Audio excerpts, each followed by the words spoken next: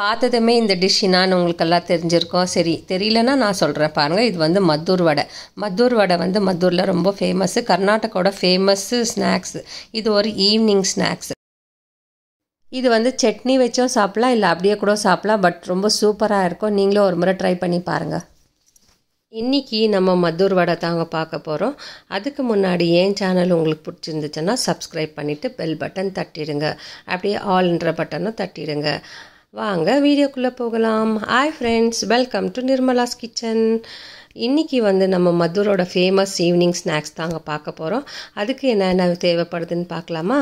அதுக்கு முதல்ல வந்து 1 கப்பு மைதா, 1 கப்பு ரவை, 1 கப்பு அரிசி மாவு, வேர்க்கடலை வறுத்து பொடி பண்ணி வச்சுருக்கேன். அதுக்கப்புறம் நம்ம சீரகம், எள், அதுக்கப்புறம் உப்பு, இதெல்லாம் தாங்க இன்றைக்கி தேவைப்படுது. அதுக்கப்புறம் இதோட இன்க்ரீடியன்ஸ் எல்லாம் நான் வந்து டிஸ்கிரிப்ஷன் பாக்ஸில் கொடுக்குறேன். அதுக்கப்புறம் இங்கே வந்து நம்ம 4 வெங்காயத்தை நறுக்கி வச்சுருக்கேன், பச்சை மிளகாய் ஒரு 10 பச்சை மிளகாய் நறுக்கி வச்சுருக்கேன், அதுக்கப்புறம் கொஞ்சம் கருவேப்பிலை நறுக்கி வச்சுருக்கேன், இதெல்லாம் கட் பண்ணி வச்சுருக்கேன். இப்போ வந்து ஒரு பவுல் எடுத்துக்கோங்க. அந்த பவுலில் வந்து இதெல்லாம் சேர்த்துடலாம்.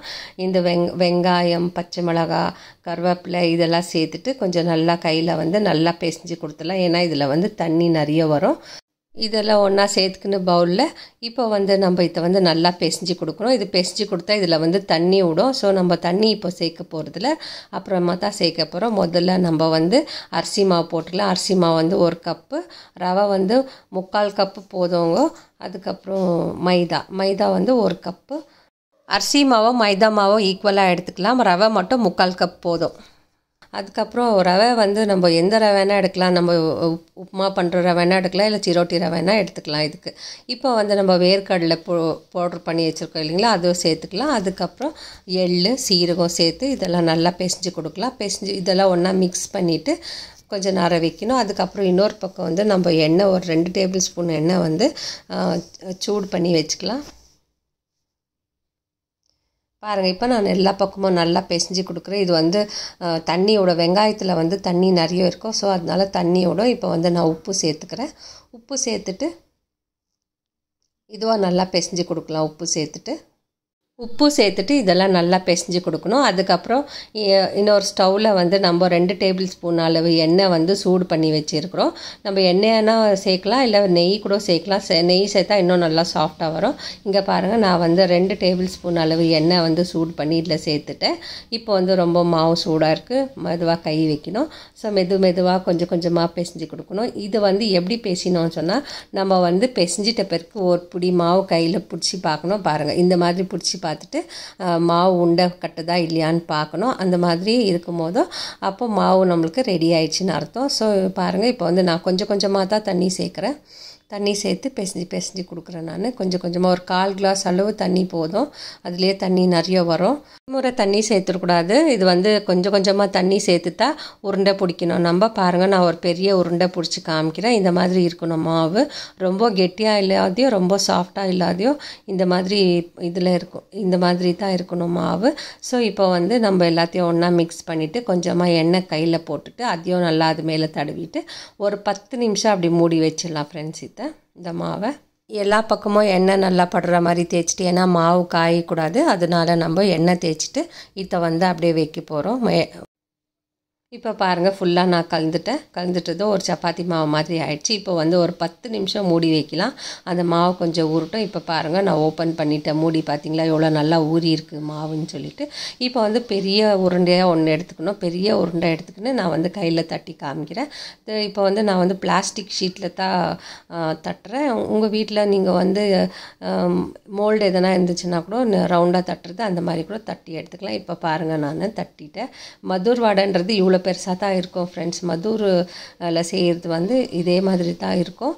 பாருங்கள், இப்போ நான் தட்டியிருக்கிறேன். ஒரு பக்கம் எண்ணெய் காயறதுக்கு வச்சுருக்கேன். இப்போ வந்து இதை வந்து மெதுவாக விடணும். எண்ணெய் வந்து கொஞ்சம் சூடாக இருக்கணும். ஸ்டார்டிங்கில் எண்ணெய் வந்து சூடாக இருக்கணும். அந்த சூடு எண்ணெயில் தான் நம்ம இந்த வடையை போட போகிறோம். நம்ம பாருங்கள், வடை போட்டுதான் மேலே எழும்பணும். அப்போ தான் எண்ணெய் நல்லா சூடாக இருக்குதுன்னு அர்த்தம்.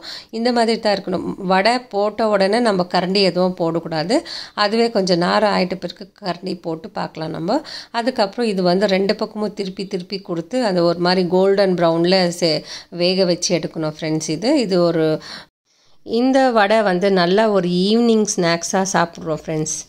இந்த மாதிரி கோல்டன் ப்ரௌன் ஆகணும், இன்னும் கொஞ்சம் வேகணும். இது இந்த கலர் பத்தாது. நான் காமிக்கிறேன் பாருங்கள் வீடியோவில் எப்படி வேகுது நல்லான்னு சொல்லிட்டு. நம்ம இந்த வடையை வந்து திருப்பி திருப்பி போட்டு தான் அங்கே வேக வைக்கணும். அதாவது ஒரு கோல்டன் ப்ரௌன் கலர் வர வரைக்கும் இதை வேக வைக்கணும். அதே டைமில் ஒன்று தான் போட முடியும், ஏன்னா இது கொஞ்சம் பெரிய சைஸாக இருக்குது. உங்களுக்கு வேணும்னா நீங்கள் செய்யும் போதும் வேணும்னா சின்ன சைஸ் கூட தட்டிக்கலாம் இந்த வடை. இது பாருங்கள், இந்த இது திக்னஸில் தான் இருக்கணும் வடை. ரொம்ப தின்னாகவும் இருக்கக்கூடாது, ரொம்ப திக்காகவும் இருக்கக்கூடாது. அப்படி இருந்தாக்கா உள்ளெல்லாம் சரியாக வேகாது. இப்போ பார்த்தீங்களா, நான் கோல்டன் கலர் ஆகிற வரைக்கும் இந்த எண்ணெயிலே விட்டுருக்கேன் நான்.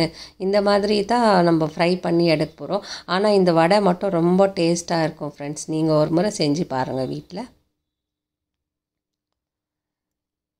ரெண்டு பக்கமும் நல்லா வேகுது பாருங்கள். இது வந்து கொஞ்சம் டைம் எடுக்கும் வேகிறதுக்கு, ஏன்னாக்கா இது நம்ம வந்து பெரிய வடையாக போட்டிருக்கோம். அதே டைமில் கொஞ்சம் இதுவாகவும் இருக்குது இல்லைங்களா, கொஞ்சம் பார்க்குறதுக்கு சைஸ் கூட பெருசாக இருக்குது இல்லைங்களா.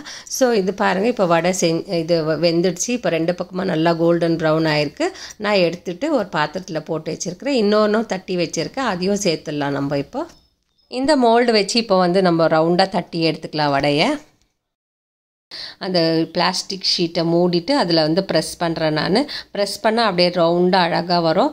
இந்த ப்ரெஸ்ஸர் வந்து நான் வந்து அதிரசம் ப்ரெஸ் பண்ணுறது ஆக்சுவலாக இதுக்கு நான் யூஸ் பண்ணியிருக்கேன், இந்த வடைக்கு நான் யூஸ் பண்ணியிருக்கேன். இது கூட ஈஸி மெத்தடு தான். இந்த மாதிரி ரவுண்டாக வரும் நம்ம பண்ணும்போது. பாருங்கள், பார்த்தீங்களா எவ்வளோ நல்லா ரவுண்டாக வந்துடுச்சு. அதுக்கப்புறம் ஒரு கரண்டி வச்சு அங்கங்கே கொஞ்சம் இந்த ஃபோர்க் எடுத்து நம்ம வந்து ப்ரெஸ் பண்ணி கொடுக்கணும்.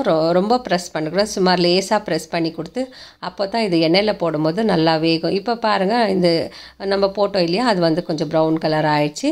இதே மாதிரி தான் ஃப்ரெண்ட்ஸ் எல்லாத்தையும் போட்டு எடுக்கணும். ஆனால் நீங்கள் தட்டும் போது இந்த மாதிரி பெருசாக தட்டுங்க, அப்போ தான் அது மதுர் வடைன்னு சொல்லிட்டு சொல்லுவாங்க. இது பெருசாக தான் கொடுப்பாங்க. இந்த மதுர் வடை வந்து மைசூர்கிட்ட இருக்குது. இந்த ஊர் வந்து மத்தூர்ன்ற ஊர். அந்த ஊரில் வந்து இந்த வடை வந்து ரொம்ப ஃபேமஸாக இருக்கும். இது வந்து ஈவினிங் ஸ்நாக்ஸாக தான் அங்கே வந்து கொடுப்பாங்க. அந்த ஊரில் விற்குவாங்க கடைகளில். எல்லா டீ கடையிலும் இந்த மதுர் வடை வந்து ரொம்ப ஃபேமஸான மதுர் வடை. ஆனால் டேஸ்ட்டும் அதே மாதிரி தான் இருக்கும் ஃப்ரெண்ட்ஸ். பாருங்கள், இன்னொன்று நான் பார்த்தீங்களா, இதோ ப்ரெஸ் பண்ணி காமிக்கிறேன் நான். உங்கள்கிட்ட ப்ரெஷர் இல்லைன்னா கூட பரவாயில்ல, நீங்கள் வந்து கையில் தான் தட்டி போடலாம், வடை மாதிரி தட்டி போடலாம். பார்த்தீங்களா, இப்போ வந்து இது மேடு பள்ளம் இருந்துச்சுனாக்கா நம்ம என்ன பண்ணலாம், இன்னும் கொஞ்சம் கையில் தட்டிக்கலாம். ஒரு பக்கம் மேலே, ஒரு பக்கம் மோட்டா, ஒரு பக்கம் மெலிசாக இருக்குது, அதை வந்து நம்ம கையில் தட்டிக்கலாம். இப்போ எல்லாத்தையும் பொரிச்சு எடுத்துட்டோம். நம்ம பொரிச்சு எடுத்துகிட்ட பிறகு பாருங்கள், நான் வச்சுருக்கேன். பார்த்தீங்களா, மதுர் வடை ரெடி ஆயிடுச்சு. இந்த மாதிரி தான் மதுர் வடைன்றது ரொம்ப டேஸ்ட்டாக இருக்கும். நீங்கள் ஃபுல்லாக இந்த வீடியோ பார்த்தா தான் உங்களுக்கு தெரியும்.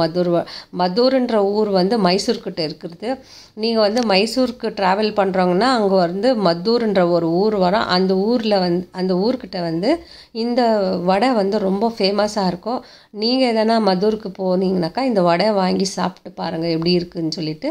அதுக்கப்புறம் நான் செஞ்ச இந்த மதுர் வடை கூட நீங்கள் ட்ரை பண்ணி பார்த்துட்டு எனக்கு கமெண்ட் பண்ணுங்கள் ஃப்ரெண்ட்ஸ். பிடிச்சிருந்தால் லைக் பண்ணுங்கள், ஷேர் பண்ணுங்கள், சப்ஸ்கிரைப் பண்ணுங்கள். தேங்க்யூ, பாய்.